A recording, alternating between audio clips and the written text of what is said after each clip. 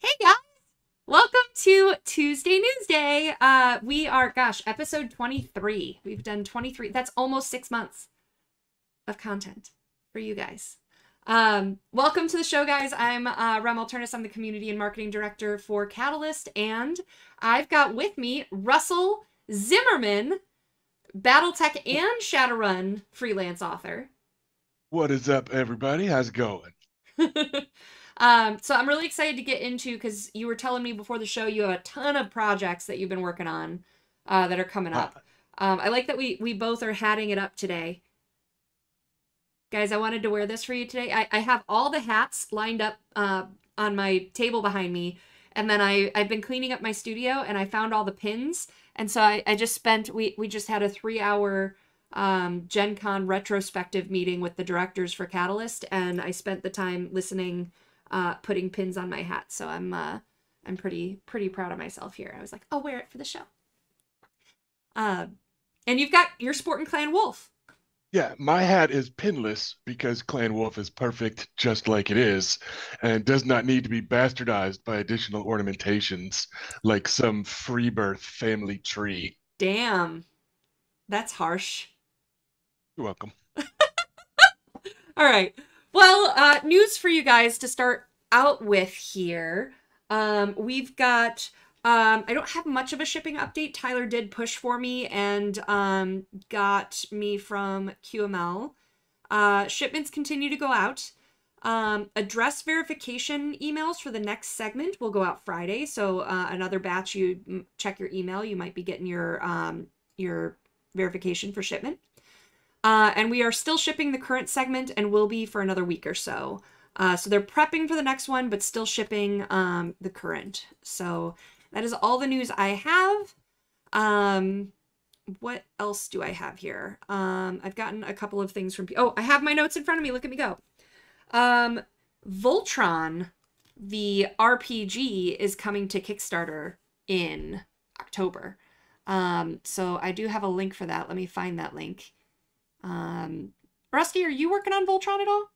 I am actually done working on Voltron. I wrote some fiction for it, Oh, which of all the things that, 35-year ago Rusty would never imagine he was writing, I think maybe Voltron fiction is like the one I would never imagine the most.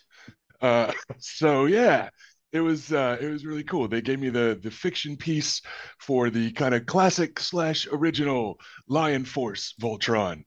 So that was a heck of a lot of fun to put that together, and hopefully it'll get out there and we'll get eyeballs on it and folks will enjoy it and have a good time. yeah, I dropped the link in chat. Thank you for stalling for me while I found it.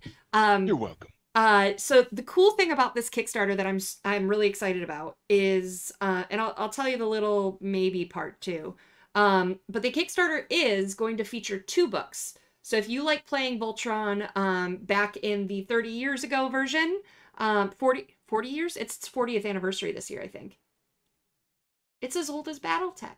And then for if you like the new Netflix show, you can have that version as well. So there's going to be 2 different books, or get them both, because why not? And yes, vehicles will be involved. So not only are there going to be the 2 books, but we've already announced that we are working on a Voltron board game as well. I'm not sure if it's going to be far enough along yet to be included in the Kickstarter or not, or if it's going to be released sometime next year. But we're hoping that it'll be included on this Kickstarter. So there will be all the Voltron-y goodness. You can follow the project right there. All right, are the Um, board game pieces going to be sized appropriately and on hex bases? And if not, why not? Like they should totally be map compatible with BattleTech, just so people can house rule stuff if they want to. that would be super cool. I'm not sure. All I did get right. to playtest an early version of it. I'm not sure what the pieces are gonna end up looking like. But my favorite part is when you all as a team have to shout, "Form Voltron!" That does sound pretty awesome, but also playing Voltron versus the Draconis Combine sounds pretty awesome too. I So I'm mean, just saying, talk to our board game people, get them with this, and get them Are on board, you could say, because in the board game. mm, But in just saying, Shadowrun, are the monads still on Mars? Because if so, we could have Voltron I show up mean, at Mars and I mean, lots of them. You know, I wouldn't say all, but yeah. All right, I'm just saying. It seems to me like making them sized appropriately would be a knockout. But awesome. what do I know? I'm just a fiction guy. Cool. So we have Voltron. Overlords in Training is for those who remember back it was last year. Time makes no sense. Like you tried to do some calendar math and you Yeah, just I totally know it's blue real screened on hard. us. How long have I been here? But we launched Overlords in Training, which is the first board game that's designed by Kenyon Bills, who's Randall's son. And we funded the Kickstarter and everything. Not only has stuff arrived at our warehouse for fulfillment, but the Bills decided that they wanted to do fulfillment personally, so we are actually reshipping all of that stuff for Overlords to the Bills' place so that they can have a personal touch on fulfilling and thank you notes and stuff like that. So really cool that they wanted to take that on themselves as a family project. So if you supported that, thank you so much. Your rewards are going to be coming very soon. So super excited for that. And then events. We're past Gen Con, which means that the company can now think past Gen Con. So we've got some really exciting conventions coming up that we're going to be supporting. There are 2 in one weekend coming up from what I've heard. So PAX West and Nova Open. Catalyst is going to be have a booth presence and demo games. I do have some rough news though. Booth fell through for Dragon Con, so we will not be at Dragon Con this year, unfortunately. We should be back next year, but we didn't end up getting the space we were hoping for, and it's just not going to work for what our needs need to be. So no Dragon Con, but we will be at PAX West and Nova Open. In October, we have Essen in Germany and PAX Australia. So last year, Talon did a walkthrough of PAX Australia and thought it was totally worth it for us to give it a try to go. So we're going to do it. So we're going to Australia, guys. I'm super excited for that. Nice. So Essen in Germany is one of our favorites. Randall loves going to that one. And we're going to see how that goes. But those are our international cons for October. And then we'll also be at Gamehole Con in, I think it's October 20th-ish. So Gamehole Con is one of my favorites. I think Origins was my favorite for a while because it was a big con but still felt intimate. And then I loved Gary Con because D&D and like if you want to play in the industry, like with other industry people, it's a great place to do that and meet a lot of industry people. I saw Matt Mercer there my first time going. And then Gamehole Con feels like Gary Con, but it's in Madison, Wisconsin, and it's like all RPGs. It's not just D&D focused. So we're taking a booth there. We're gonna be in a special like lounge area on the second floor. There's gonna be neon lights. We're gonna have like a cool booth area up there. So you won't see us on the vendor hall map because we are gonna be separate from the vendor hall. We're special.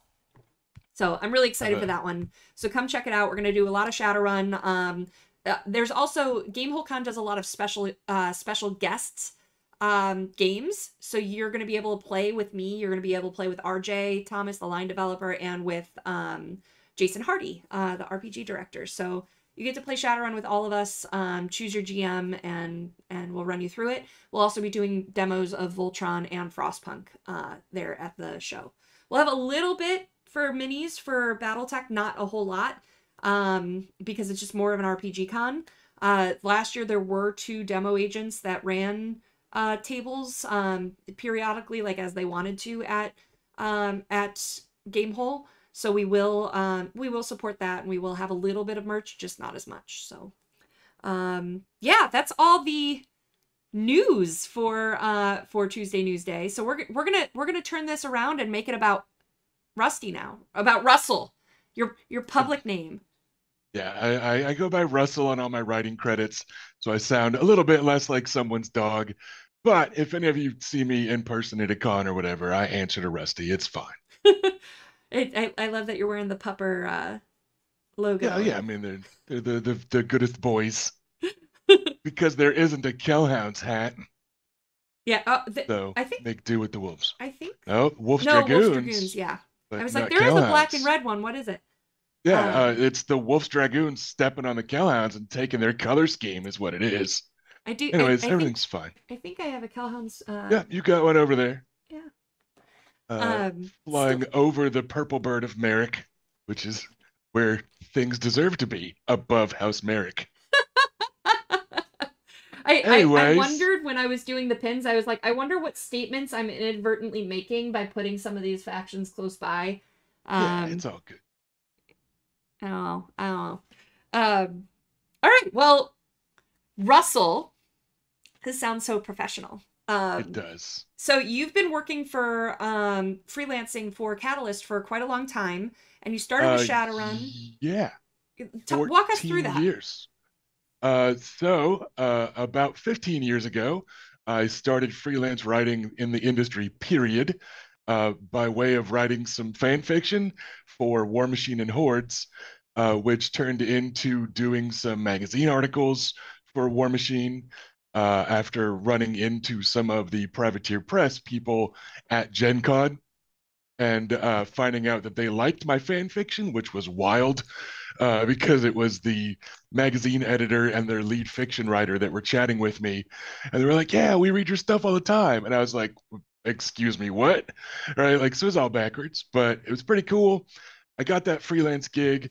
I got another freelance gig with some folks I knew from some forums that started up a kind of skirmish scale war game. And then I just reached out to Jason Hardy, who was the Shadowrun line developer at the time. And I wrote the intro fiction for the book Attitude, which was my first ever published Shadowrun work. And it has been about 1,000,000 years. So yeah, I started with Shadowrun eons ago. I've written a ton of Shadowrun in the meantime. I believe I've written the most Shadowrun fiction, which is pretty cool. Ooh. And yeah, in the last couple years, I just started in on some BattleTech. And yeah, it's been really cool. BattleTech was my first war game growing up. So it's been really cool to finally have the excuse to roll up my sleeves and start churning out the Stompy Robot fic. And I got the green light from Phil and John, and I've written about 400,000 words since then of BattleTech fiction. So it's slowly but surely coming out because Shrapnel is a slowly but surely machine. That's the downside to it being a quarterly magazine. But yeah, I've got a big overarching story coming out via Shrapnel that will then be supported by a wrap up novella and then a secondary novel and all that good stuff. So Shrapnel's 11, 13, 16 were all prequel pieces for the Mountain Wolf Battle Mechs arc that I'm kind of kicking off properly. The initial story that I planned in the serial fiction that is in issues 17, 18, 19, 20. So I just threw together some prequel pieces that kind of told the backstory of the company and fleshed out the kind of ruling family of Mountain Wolf Battle Mechs and humanized Brandon, the CEO that we knew was CEO for like 60 years and didn't know anything else about. So it was fun to kind of tell those stories. And then we've got the serial fiction, which is 17 through 20, which was the initial pitch that I had and story that I wrote. And that has the second part coming out next month. And then there's going to be a short novel after the serial fiction that wraps it up. And I'm working on another novel right now that is Ill Clan era, but calls back to that serial fiction and other Mountain Wolf stuff. We're trying to shift the focus of a lot of the Battletech fiction, like the bigger stuff, the novels, to the now in the Mm. timeline, and move it into the current kind of Ill-Clan era. With Shrapnel, they let us kind of do what we want a little bit more, and Phil enjoys that being an artisanal blend of Battletech stories that can be decades or centuries apart. But with the novels and stuff, they prefer we go a little more modern. So yeah, I'm currently working on an Ill-Clan era Mountain Wolf novel that I think folks will dig. So that'll be fun. And then, yeah, I got in on the Bounty Hunter anthology, which I won't say anything else about because I don't remember what I'm allowed to say about it, but got in that one. I had a really fun Kellhound story in Shrapnel 15 that I then was bored, so I wrote a follow-up novel that ties into that short story. So that's working its way through the What does pipeline. bored So feel like? yeah, it just comes and goes every now and then. I've got a little time and I'm in the zone for a certain type of story, so I write more of them. And that's why I had, a four-parter pitch for a serial fiction for Mountain Wolf that then turned into a trio of prequel stories as well. That's how I have this Kellhound story because they asked for a mercenary themed one, and I had my Kellhound Striker Lance within line of sight, so I went for it. And then that turns into a spin-off novel. Um, my Shadowrun novella Chaser, I literally wrote that because they were taking too long to publish the second novel in Kincaid's trilogy. And I was just like, hey, John, here's some more. Publish it. Do it. Do it. And yeah, like every now and then they just let me get away with that, where if I'm in the zone and the words are flowing, I just write some stuff and I leave it to the grown-ups to figure out a publication schedule. So Awesome. All right, so that's a lot of BattleTech news. Um, yeah. Now you have a book coming out next month for Shadowrun. So before we get into we gotta tease about that. So the first thing I want to start with is some of your Shadowrun writings and the one of the best sellers for the Shadowrun series, the Kincaid series. So talk to us about where you kind of started, how Kincaid played in, and then we'll move forward.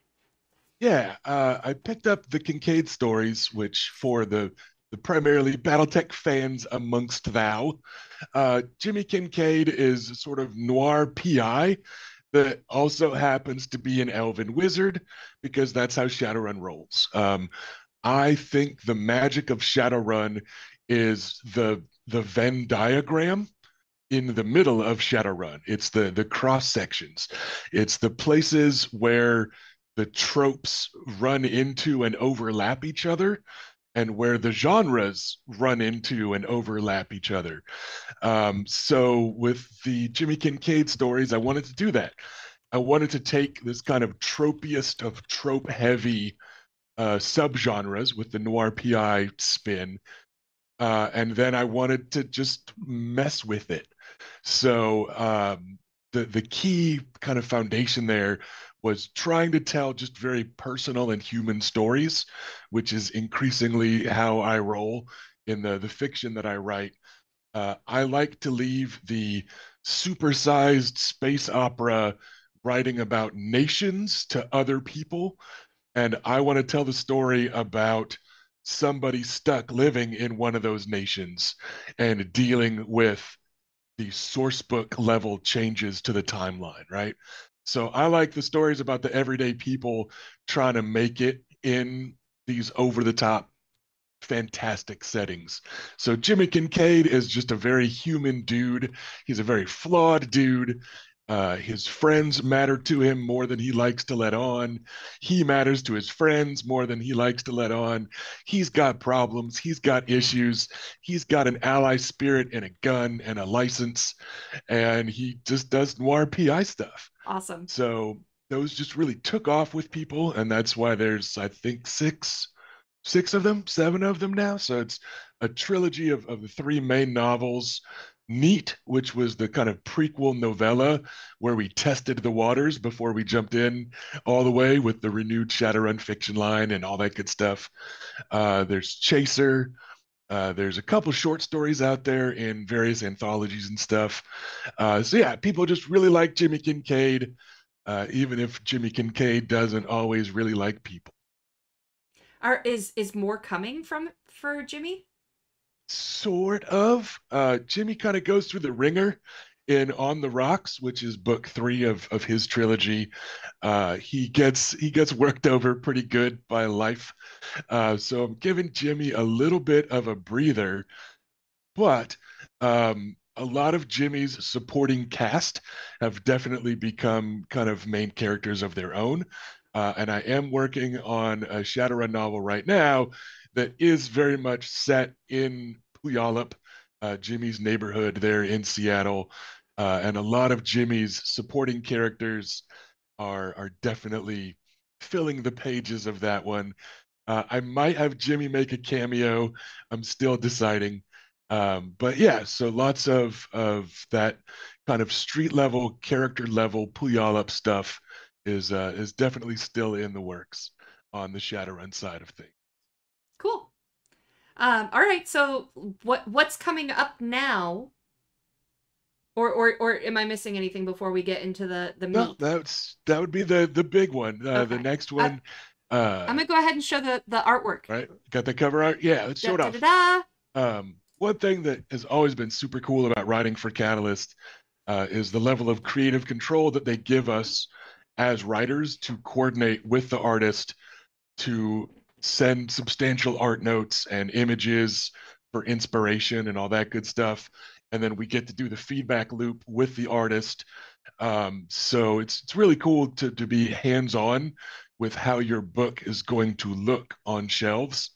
Um, and yeah, I'm really psyched with this one. Um, in this novel, there is a scene where the main character gets jumped as he's getting out of the shower in his apartment. So he's very vulnerable.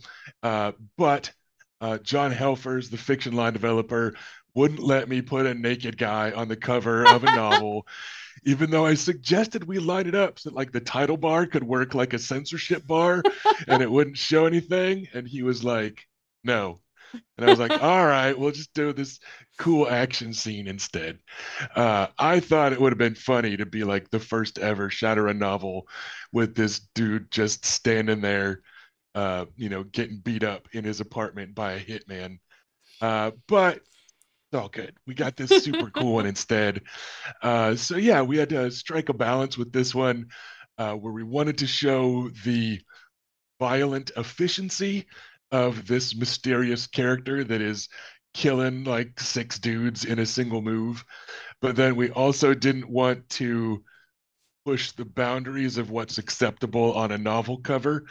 Um, so yeah, I think it's still one of the most violent novel covers out there. There are, parts and pieces falling all over the place. But yeah, we had a lot of fun working on the stylized helmet and face mask, all that cool stuff, and trying to get it just right. So it's a pretty important and pivotal moment in the story, and folks are just gonna have to read it to get there and see how cool it is. But yeah, I think the cover art was really great.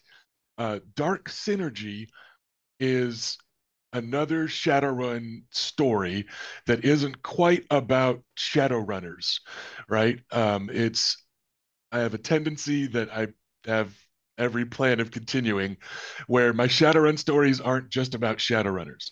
I know that Shadowrun players and GMs tell the best stories about Shadowrunners. I know that people often feel like they kind of know what to expect from a party of Shadowrunners, right? You're gonna have the muscle and the magic and the matrix and the face, and you're gonna meet with a Mr. Johnson and you're gonna get a job and I like to leave all that to adventures and to players and to GMs because those are the real Shadowrunners. So instead, I like to tell stories about people in the Shadowrun universe, which is how we've got Jimmy Kincaid, the noir PI who kind of runs into Shadowrunners because he deals with criminals. That's how I've got the Blackbird trilogy with Dash and his paramilitary stories, which overlaps with Shadowrunners because some Shadowrunners are mercenaries and some mercenaries are Shadowrunners. But it's never quite a Shadowrun story or Shadowrunner story. And that carries through into Dark Synergy, where for the first time, I'm trying to write about a corpo and make him a good guy while still showing the dystopian terror of the Shadowrun setting and increasingly the hellscape in which we all find ourselves in real life. Also, corporations are bad, but I wanted to show that some of the people that make up the corporations can be good. So it was an interesting sort of self-imposed, completely random challenge that I put before myself when I was just like, what's a Shadowrun story I have not done before? And I haven't had somebody in an antagonistic role or a protagonistic role that works for a company. And I think the first question I asked myself was like, how do I do this? How do I make somebody a loyal corporate while not making them a bad person or just like a naive idiot, right? Because the corporations in Shadowrun are bad in ways that even our real life corporations aren't. And that's hard to believe sometimes, but it's true. Um, we are doing our best to catch up to this corporate dystopia in real life, but Shadowrun is still worse. So yeah, I tried to figure out a way to have a stereotypical kind of middle rank, not just like a grunt on the sidelines, not just a secretary or a typist or but somebody like in the corporation and how to make them still like a decent human being that people would want to read about. And I figured out that the way to do that is to make his boss worse. So his boss is absolutely probably the worst person I have ever written. And I have written my fair share of sociopaths and megalomaniacs and stuff like that, writing bad guys in a cyberpunk setting.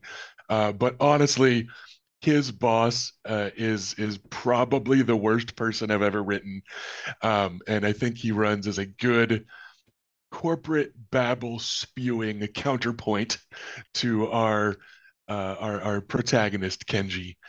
So yeah, it was a really good time. It does tackle some dark stuff, and not even just like corporate dystopia stuff. But there's some issues of mental health in this one. The back cover copy is available if you go to the pre-order page, which maybe our mods will be able to link in a second. Oh, I have Pre-orders that. are now I can do available. that. Yeah. So the back cover copy kind of gives it away that as the story progresses, Kenji learns maybe he can't trust the people around him in this company, and maybe he also can't trust his own mind. And that's some heavy stuff to be writing. You don't ever want to take it lightly when you're tackling issues of mental health. But yeah, so I had a very interesting time working on that. I had some friends of mine read over it um, and get eyes on. Anytime I'm writing about lived in experiences that I'm not the one that's lived them, I try to get some other people involved. I wrote a lot about stickball in the Blackbird trilogy, and I reached out to some YouTube stickball content creators, some Native American guys that do really cool cultural and social content, including about this sport stickball. I had them go through and read the section about stickball, and I got some ideas from them, and I thanked them in the book, right?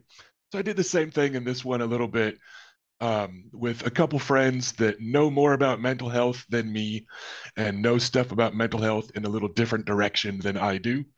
So yeah, I had a good time working on that and trying to do it right. And it gets a little bit heavy. But sometimes a good book does, and mostly I think it's a cool snapshot of cutthroat corporate life Cool. and I what it's kind of like on the other side of a Shadowrun. I So like, is yeah, it, I like the other side of a Shadowrun feel to a lot of the fiction. One of my favorites is a short story in one of the anthologies called Dock Wagon 19. It's Jennifer Brozek, and it's a news anchor that goes on a dock wagon run with a team. And like just getting that different angle of what we know as Shadowrun players about how the world works, I think is pretty cool. So yeah, always and taking a new look at that is great. it's one of the things about an RPG or a war game setting. They kind of suck to live in, right? Like the whole point is this like never-ending conflict in Shadowrun. It's these titanic mega corporations that fight each other, and there's room in the cracks for Shadowrunners to do their thing.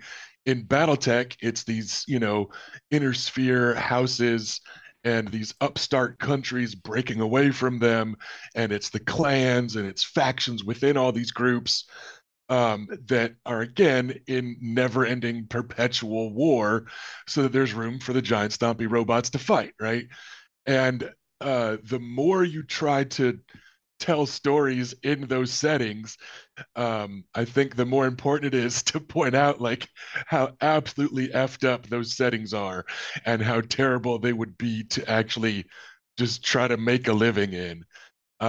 Another Shadowrun novel that I'm working on right now, the one that also features some of Kincaid's supporting cast, it's people just trying to run a business in Puyallup, like a legal business. They're trying to run a restaurant, and you've got to deal with a traffic jam because there was a drive-by shooting, right? Like you've got to deal with, oh man, the guy we normally buy the fish from got fireballed in a gang fight. Crap, right? So you try to think of all these real life problems and then ramp them up by tenfold to put on the kind of absurdly dystopic level of Shadowrun. Um, and kind of the same thing in, the BattleTech stories. You try to write stories about people in these organizations and surviving between these factions and amidst these battles. There's a lot of things that are barely footnotes in the history of BattleTech. Look at the old Clan Wolf or Jade Falcon source books, where they go over every single planet that these clans invaded. And in some of those planets, that's like the only paragraph of text that we have for a whole world, right? Some of these worlds are dots on a map, and then we get one little story about how super badass and ruthless, clan, Jade Falcon invaded. And that's it. That's all we know about these people. And it's interesting to me to try and unpack some of that and build a world around that and imagine what it's like, because like people live their whole Yeah. lives in that dot on a map that we don't know anything about except for that time the clans kicked their ass, right? So it's cool to try to find those things and Yeah. unfold them is So is what I like to do. I want to keep on for the book because now that we have the pre-order up, you've done a blog post talking about it, which is included in that link I posted in the chat. Awesome. But also you're gonna do some store visits. Is that correct? To help promote? Yeah, I am moving at the end of this month, and I am a lunatic. So I thought, hey, why not do two things at once? So I'm going to be driving cross country from where I currently live in Austin to where I'm moving to in New York. And I thought, why not reach out to some friends of mine that work at appropriate stores? And instead of just seeing if I'm going to swing by and grab lunch because I'm passing through the neighborhood, what if I hung out for a couple hours? So we've got Dark Synergy releasing in 3 or 4 weeks. And I thought we'd try to get some print on demand copies ahead of time and ship them to a couple of stores. And I'll be hanging out a couple afternoons as I'm making my way in a now kind of roundabout path from Texas to New York. So on Saturday, August 31st, in that afternoon, I'll be hanging out at Riverbend Bookstore in Crystal City, Missouri. Hi, Luna, if you're watching. A friend of mine works there. They're good people. They say that their bosses are good people. And I was like, hey, when's the last time a game company did anything in Crystal City, Missouri? So let's give them some love. So we swing by, gonna sign some stuff, answer some questions, all that fun stuff. Um, and then in the afternoon of Sunday, September 1st, I will be swinging southbound a little bit, and I'll be stopping by Huntsville, Alabama to go to the Deep Comics, Games, and Toys.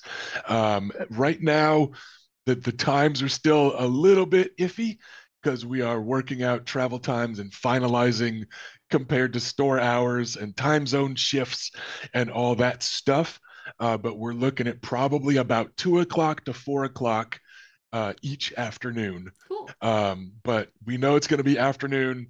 We're still pinning down the details, and I'm kind of leaving that to our editor and the store managers to finalize, and then I will make the drive happen. Neat. But yeah, we just thought we'd swing by a couple stores on the way that don't generally get this sort of love. I don't think Randall's reunion tour is stopping by either of them anytime soon, right? Like, let's just swing by and hang out with a couple of my buddies and hang out with any fans that might happen to be in the area and give them some catalyst treatment and some signings, For some stickers, and all that good so stuff. you'll be there to talk Shadowrun, to talk BattleTech, to do any signings and stuff like that. Are you gonna play any games? I don't think I'm going to quite have time to play games because I am also trying to drive cross country in a somewhat timely manner and get back to my wife. Commitment, Zimmerman. I do have commitment, but I also miss my wife. It's been a long time. It's entirely fair. My lovely wife, Felicia, who has supported me through all this freelancing chicanery, had to move up there early for her job. So we have been apart for a while now, and I'm fraying around the edges. I've been going a little bit feral without my baby in my life to give me a social outlet and grown up to bounce ideas off of and stuff like that. So I'm in a hurry to go see my wife, but I can still stop and hang out with some fans. So yeah, they'll just be kind of general Q&A sessions. I'll talk about the novel a little bit, probably do a short reading from the novel, Cool. talk about my other stuff. Anything's fair game. You know, my Shadowrun, my Battletech, my Voltron. I'm working on some Earth Dawn stuff. I'm working on some Warhammer 40K stuff. I've worked on in the past vampire stuff for, you know, Vampire the Masquerade and Dark Ages. I'm working on Gangs of the Undercity stuff. Just whatever, man, you know. So as always, I like to chat about all the stuff I'm working on. I'm never kind of setting specific or even company specific. If somebody's got a question, I want them to ask it, you know. So yeah. So we're almost time to switch over to questions here. No problem. So I know you had said you had talked about BattleTech and kind of what's coming up with that. We talked a lot about this book. Is there any other Shadowrun coming up that you want to talk about? There is so much Shadowrun coming up that I want to talk about. And almost all of it hits in September, actually. We've got this novel launching a week or so into September, I believe. A few weeks later in September is a new Shadowrun anthology called Magic, Machines, and Mayhem. I've seen the cover art also for that. I'm not allowed to share it yet, but I've seen the cover art. It's looking really cool. Magic, Machines, and Mayhem is already out to Shadowrun Edge Zone card game Kickstarters, but the full release is coming up next month. Magic, Machines, and Mayhem has a story in it that is actually a prequel piece to this novel. I was working on this novel when they sent out the submissions for Magic, Machines, and Mayhem, and I was like, I'm going to write some more Kenji. Let's go. So yeah, the short story I've got in Magic, Machines, and Mayhem ties into Dark Synergy, which is due out the same month. So that's pretty cool. Also in September, the source book Smooth Operations is going to be hitting shelves. Smooth Operations is about the kind of classic face in Shadowrun, which again, for the Battletechians out there, the face is kind of your face man from A Team.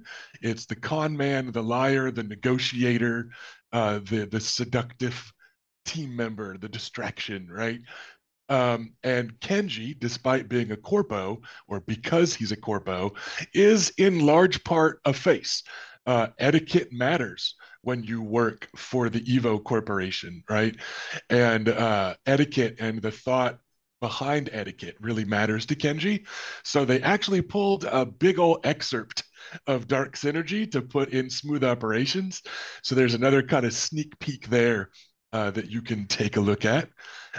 So we've got lots of Shadowrun stuff all hitting in September, and also Shrapnel issue 18, which again is part 2 of Violent Inception, my official sort of serial fiction, will be hitting. And then also in September, I'm moving, and also in September is my birthday. So there's Hey, just a me few too. things going on. Yeah. So yeah, September has a lot of moving parts this year. And yeah, I'm excited about it. I'm excited, as always, about getting eyeballs on my stories. A lot of this stuff is stuff that I wrote a year and a half ago, and that's just the nature of the pipeline. This stuff takes time to come out, but I always get psyched about it again. I'm actually going to be getting the final draft of Dark Synergy that's done all the layout and all that. To give another look at today to finalize it before it goes on sale. And I always like how rereading my stuff gets me psyched for it again. And that's part of how I know like I should still be doing this job. The same way I geek out when I go, oh man, I wrote some Voltron fiction. What even is my life? Right? Like when you don't get psyched anymore and when you don't geek out about your stuff hitting shelves, when you don't geek out about writing a Kellhound story in the same anthology with a Michael Stackpole Kellhound story, right? Like when this stuff doesn't geek you out anymore, it's time to go live and die in a cubicle or whatever grown-ups do, right? But as long as I stay psyched about it, I'm going to keep on writing and having a good time telling cool stories. So yeah, lots of stuff hitting shelves in September, lots of Shadowrun stuff, some BattleTech stuff, lots more that I'm working on right now. I've got 3 Shadowrun novels and a BattleTech novel in the work right now. Like literally, when I say in the works, I mean they are Word documents that are open on my desktop right now, where I'm scribbling down notes and all that good stuff. So yeah, lots of Save Shadowrun, often, lots of because I've BattleTech. lost so many Yeah, documents. yeah, no, everything gets saved pretty often. Um, I've got I've got 9 Word documents open right now, and some of it's 40K stuff too. But I'll focus on the Catalyst while I'm here. But yeah, I recently started writing for the Black Library, so some of that'll be coming out next year. I just am juggling a whole bunch of geeky awesomeness, no matter how much the wizards and cyborgs of Shadowrun and the stompy robots and their hotshot pilots slash mech warriors. I know they're not technically pilots. Shut up. And no matter how much Shadowrun and BattleTech have special places in my heart, it's always cool to work on new stuff too. So Cool. yeah, it's really nice. Actually, now that I'm gonna take a moment before we get to Uh-oh. questions here, because you brought up the mechs, and I got to play in Masters and Minions at Gen Con, and I Yeah. actually have my mechs. I'm gonna call him a friend at this point. He's someone I got to see at Kerensky Con and was here at Gen Con again. When I blew up his mechs, he actually gave me his because I had complimented his paint job, which was really sweet, and he paints like a trooper. And then I had some of the most desired mechs for the Masters in the competition. So I want to share these with you guys real quick because I'm pretty Nice. excited about them. Once I have my walls up on my shelves, they will be up there. So the 2 that were painted um, that I liked for from our That is player. a violently purple and green king crab. Yes, I like violent violently bright colors. So, Nice. and then also, That is a violently orange Nova Cat. I like it that they went hard with the big, bold, bright I colors love it. to just remind the world that paint jobs aren't practical, right? Like in real life, a paint job on armor is a matter of practicality, helps protect from the elements, lets you tell who's on what side a little bit, and yada, yada, yada.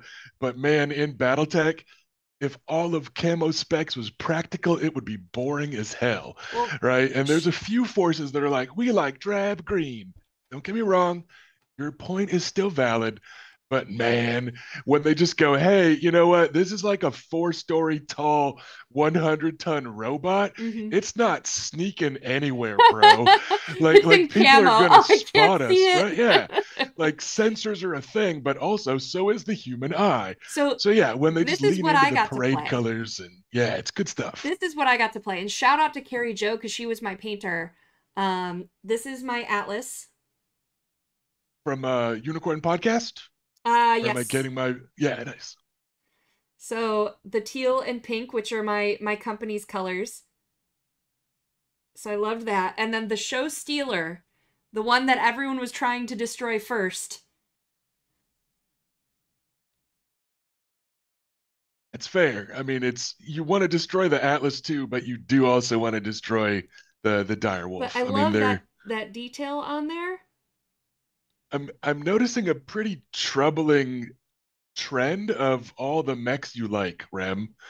You just have like no love for like the lights and mediums at all. I mean, You're so just like you're this just is like this is the mech that I played in my first grinder. right. Um And I just where remember it's what you played at ChupacabraCon too. yeah, it's Like a you were trend because skewing to real me heavy. this is the one where like when someone did a full alpha strike on me and I filled in all my bubbles and I was like, "Oh, that's cute." And then I unloaded 2 AC-20s on them and I'm like, "Oh, this is why BattleTech is fun." So this Yeah. is this is the mech that convinced me. Yeah, it's the fun of taking what they can dish out and then hoping the dice are a little bit more on your side when you swing back. Um, I've had some pretty wild luck these last couple weeks, getting in as many games as I can with my Austin buddies before I bail, Yeah. and then I'm hoping to play with these dudes and dudettes on Mega Mech or something.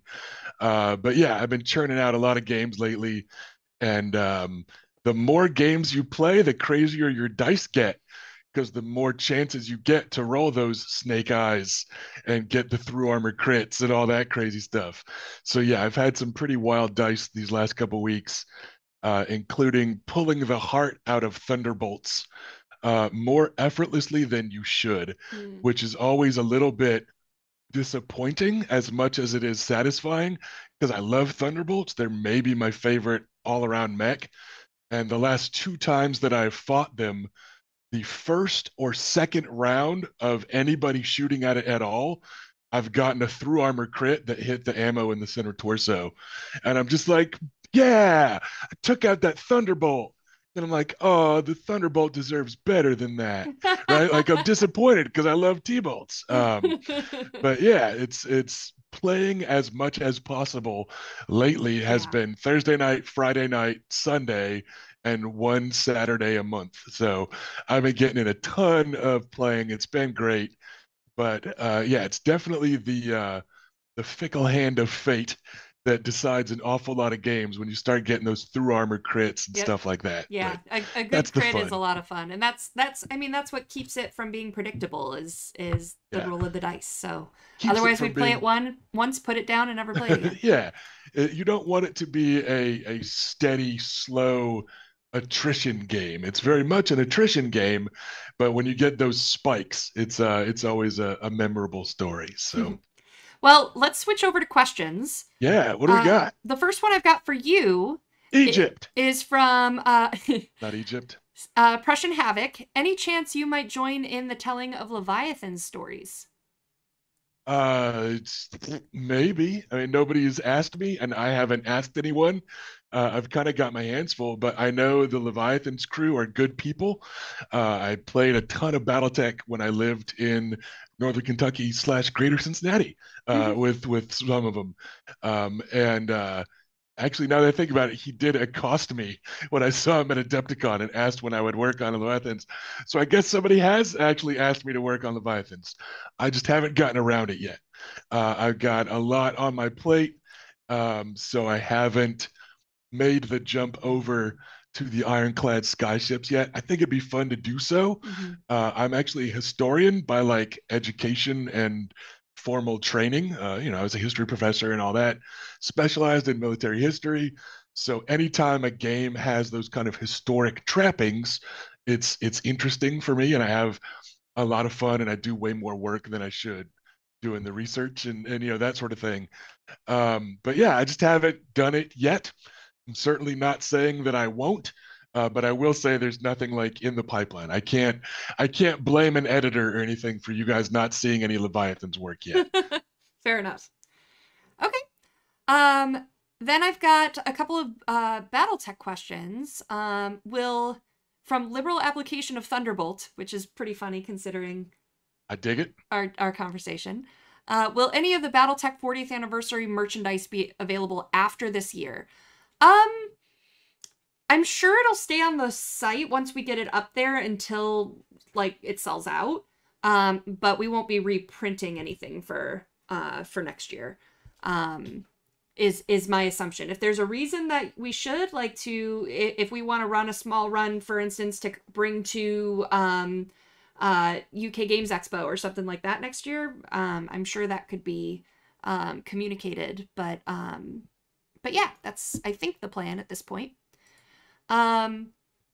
Kalos's gaming table. Do we know if and when the 40th anniversary merch will wind up on the CGL website? Good question. I know. So, now that we're through Gen Con, which a lot of the merch was ordered from, like, or for like the mugs and stuff like that. And then I know the hoodies were at Adepticon and stuff like that. So I'll have to ask, I would imagine soon, now that Gen Con is over and things are shipping back to the warehouse. But that is a good question, and I'm actually going to stall for me, Rusty, because I'm going to write it down so I don't forget to send it to the team. Okay, I will come up with something interesting to talk about. On the topic of merch and goodies and collectible stuff, I'm going to jump ahead a little bit and share a link in chat. This is to an eBay auction that I just put live early today. As part of the move, I am downsizing because my life is boxes right now. You guys can't see just how many books I'm talking about. But when I moved here, we had 26 boxes of just books, right? And I'm getting rid of a lot because I've written a lot in the years that we've lived here, and I haven't been using the books. I kept all my Shadowrun books ever, including my wife's Shadowrun books, and I met my wife playing Shadowrun, so our connections were big, right? And I kept all of it, and then I realized I just haven't been using it, and I don't want to be a hoarder. So I'm specifically downsizing, including for the first time getting rid of some Shadowrun stuff. What's that? I would like to be a hoarder of lots of Shadowrun stuff. All right. Well, you'll have an opportunity. I talked to some friends of mine that are also in the industry because I was hesitant to do this sort of thing, but they just asked me, "Hey, Rusty, you think it would have been cool 30 years ago to have this chance?" And I said, "Yeah, I guess." So I'm selling a bunch of stuff on eBay. Once the auctions go live specifically for the Shadowrun stuff, I will also be singling out that I will be signing and or personalizing stuff in those auctions. I'm going to be selling just all kinds of stuff. I feel bad for having it and not reading it. I just use PDFs for everything these days. Where yeah. can people find the links to eBay for you? I just tossed up one eBay link here in chat. Okay. I got one auction live and going before we went live this afternoon. So I'll be putting up more auctions this week. A lot of them are going to be Shadowrun stuff. old school Shadowrun stuff, first edition Shadowrun stuff that I wrote. That again, I'm just like, I Okay. don't need to have this to get Shadowrun street cred, right? Someone Like I don't asked for you need to a post the link collection. again. It So might be blocking it because you're not a mod. okay, So send it to me in Discord and I'll post it. will do. Um, So yeah, I'm just gonna be sharing that around a little bit. I'm gonna be posting about it in the Shadowrunners Union also, and the on Shadowrun Facebook. Discord. Yeah, Shadowrunners Union on Facebook, the Shadowrun subreddit. So yeah, just kind of wanting to make some stuff available to the geeks that might not have even been into the game when it came out. Some geeks might not have even been alive, Cool. when first and second edition stuff came out. So I think that that would be cool. I think the opportunity to get signed stuff by the author would be cool. Yeah. Um, and Thanks. yeah, Thank you so so trying much, to do Rusty. that. I want to keep moving on questions because we're Yeah, running out of time here. So you asked me to buy you time, Ram. I you jumped bought me ahead to more buy you time than time. I needed. Thank you. You're welcome. Um, all right, so Leviathans, Night Moss asks, does CGL have any plans to release the PDF rules for Leviathans, the Great War, beyond those Kickstarter backers who backed for the starter box? Yes, but nothing will be released until after Kickstarter's fulfilled. So yes, but you're gonna have to wait for a while. Um, as far as I'm hearing, things are still going on track for the timeline or the task list that was given on a backer update a month or two ago. So we're still looking at the end of this year right now. Stabatha asks, will Voltron, with Voltron, will CGL wade into Sheath versus Clance debate? I don't know anything about what's coming in terms of the content. Do you know anything, Rusty? No, my involvement on Voltron was very limited. In that I was like, I want to write some fiction, and Jason was like, we want you to write some fiction, and that's it. So yeah, I haven't seen more of the book or been involved in any of the online discussions or that sort of thing. I have a lot on my plate already, All I've really but seen yeah, so that's it. far is the cover of the mock-up cover of the book. So even like we're starting to set up the Kickstarter now, and we're starting to ask like, what should we put for the story? So I don't know, maybe something will be communicated there, but I don't know at this time. Corehammer asks, any chance the 40th reunion tour will hit Texas again outside its one stop in Austin? Um, I don't know. That's a Randall question. I think his schedule for the year is done, but I know that Ray and Aaron are just finished a leg. I think in the Northeast. So I'm not sure. I don't know what the plans are for that. I know Randall just did a part of his tour, got as far south as San Diego. So he did stop by there a couple of weeks ago. So and I think that was a last minute one too. So he is still adding some last minute stuff if it's like on the way somewhere else that he's headed. He's trying to get more and more stores in. So Turtle. Wow, sorry about that. What cons are you streaming from since you didn't do Gen Con? We didn't stream from Gen Con, but we got a ton of recorded content. So the team is currently editing through that, and we'll be doing weekly releases once we've got a few weeks geared up so we won't run out of stuff if editing falls behind. We've got panels, we've got interviews, we've got something really cool, I guess, that hasn't happened before. They said anyway, was we got Lauren, Heather, and Talon Coleman all together to talk about like what has this looked like as a family, which is kind of cool. We've had developers, we've had camo specs, we had a lot for Gen Con, so I'm really excited to get that content out to you guys. But streaming now, it looks like in terms of cons, we will be doing streaming with the conventions. So we did stream for Gen Con. We did World of Shadows, and I'm hoping to get some Battletech done for some of our upcoming ones. And then, but we will be doing booth streaming at PAX Unplugged, because that is going to continue to be our announcement con, where we're like, this is everything we can talk about that's coming for 2025. and we just are dropping everything for you guys that we can. So PAX Unplugged in December, and then Adepticon is our other streaming con. So those are the two where the numbers were really worth it from last year. Last year we did PAX West as well. Wasn't really worth it. And Gen Con, 70,000 gamers are at Gen Con not watching YouTube. So our numbers were not great before. So we changed strategy on that for the recordings. Chris, Gen Con's also just hard to stream at. Like, and I did some with you guys and I loved it, but it is so loud at Gen Con. It's just like the logistics of it are nightmarish. Last question. Well, I have two questions left, so that I'm going to cover. So I'm going to go a couple minutes over for you guys. But Chris Meza asks, is there any Frostpunk fiction in the works or chance of seeing some in the future? I'm not 100%. I'm not sure what's included in the book yet at this point. But I do know that like we have a very specific contract with 11-bit, and I'm not sure that that's going to expand past the drop of this book. So I would say if we don't have whatever fiction is included in the book itself, in the source book, is probably likely to be all the fiction that we're going to get for Frostpunk. But that's a guess with what I know. Yeah, I mean, it makes sense if you've got licensing for an RPG book, not a spin-off novel, then you got to write an RPG book, not a spin-off novel. So yeah, makes sense to me.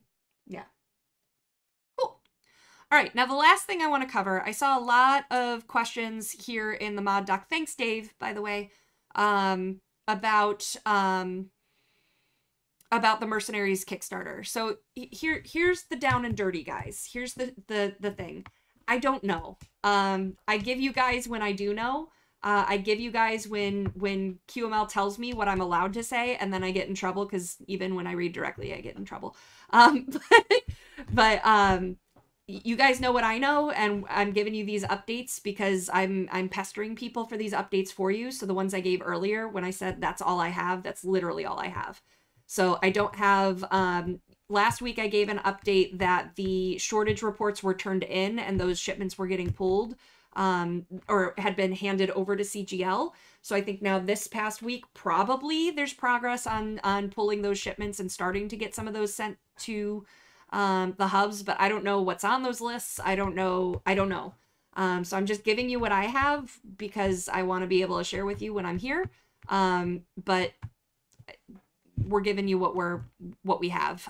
The best place probably for updates is literally the QML website that shows the updates. I think they have like a blog or something about their progress, and that's really the best place to get the most current information from QML directly. Everything else, I'm trying to pester weekly, but I don't always hear. And so I tell you when I do know, but if you don't hear from me, it's because I don't know. And so